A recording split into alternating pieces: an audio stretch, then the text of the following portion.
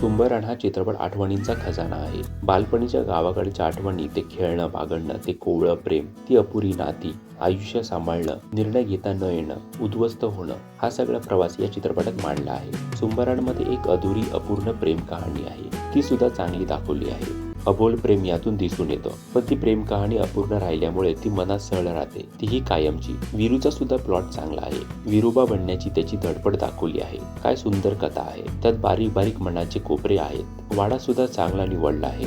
जो पडीक वाडा दाखवला आहे त्याचा आर्ट डिरेक्शन पण कमाल आहे. वाडा बघून ते व्यतीत होणं याची जाणीव आपल्याला होते.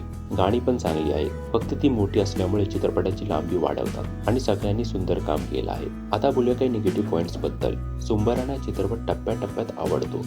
एडिटिंग थोडी ॲब्रप्ट वाटते.